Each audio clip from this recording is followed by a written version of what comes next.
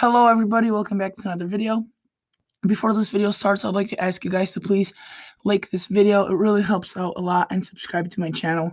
And today's video won't be too long due to the fact that it's not on a certain topic. It will just be about, it is on a topic, but it won't be about a specific storm or event. It will just be about, in general, how the pattern will be playing out the next several weeks. So overall, there will be several cold shots of air, not barbaric, not brutal like we had in January and December. However, definitely chilly for this time of the year, and several snowstorms. Potential for a fourth nor'easter, which sounds crazy, I know, but there's definitely a potential. The models have been hinting towards it, so definitely is likely. Not likely, definitely is possible for a fourth nor'easter. So you can see this is the old nor'easter. Don't get confused. This is Winter Storm Skylar, and it's going to hang around for a couple of days before a new storm from the Rockies. You can see it's already now sitting in Wyoming, but it's going to be dropping into the plains, and it's going to create a lot of snow for areas like Rapid City, Lisbon, South Dakota, areas like that. But you can see this storm I think it just doesn't have enough strength to pull up moisture from the Gulf of Mexico, so it just fizzles out. You could see leaves some snow, but then it just pretty much dissipates out into the ocean without any concern for the eastern half of the country. Now we keep our eyes on this next big storm at the beginning of next week. You could see this storm. Oh yeah, and by the way, I probably will be making a video on this storm that's happening right in the up in the plains, the one I just showed you. But this storm, the GFS, this is the nor'easter that's possible. You can see the snow spreads out right here, and you could see it really intensifies later on, further in Newfoundland and Nova Scotia.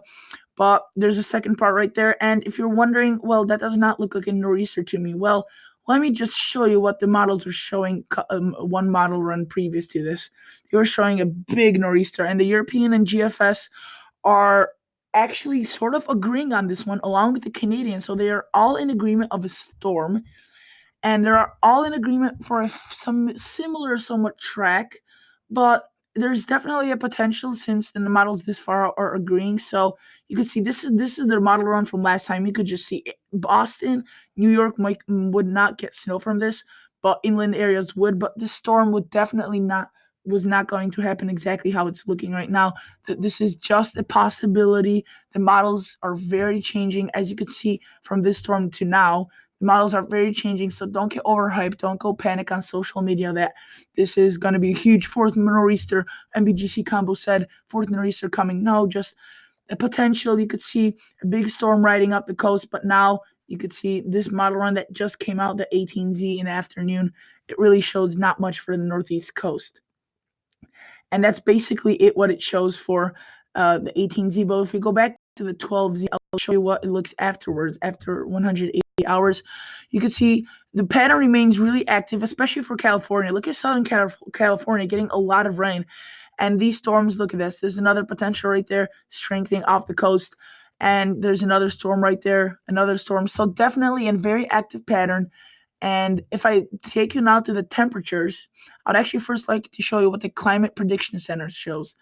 It shows, you can see, if I blast this a little bit closer, actually no, because I don't need to rewind it, but I think you could see this, that there's definitely blue for much of the area. So the only areas that will be above average temperatures are Texas, Arizona, New Mexico, and the southern states. However, much of the country, I would say 2/3 of the northern country, will be below average. And this is for 18 to next 14 days, which is valid for my pattern change and for my pattern change video.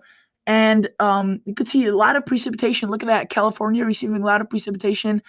Central USA, Midwest, upper plains. Northeast may not get too much, but again, this isn't 100% accurate. There are some flaws in this map. I do think the Northeast may quiet down a bit. However, not in the next week, I don't think. I think maybe they could quiet down afterwards. And if you're wondering what the temperature anomalies are for, if you're wondering just day by day how it's going to look, so you could, so let's rewind this back to right around now.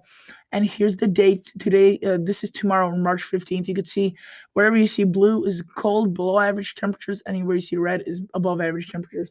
So you could see much of the country will be divided between cold masses and warm air masses.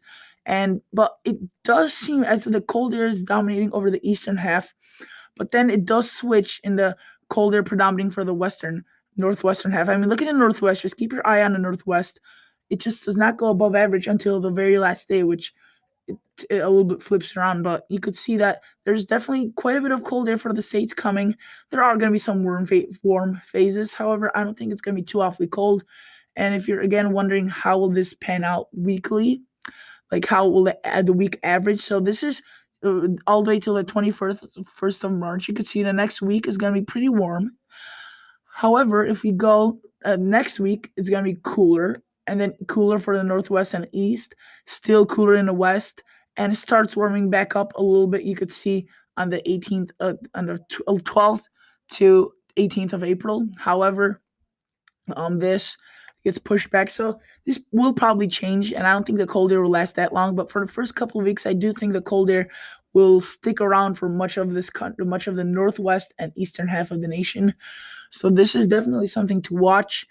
And I would also like to show you what the European model predicts when it comes to snowfall. You could just see a lot of snow for areas like even Chicago, the Rapid City, like I mentioned, would summer get around 10 inches.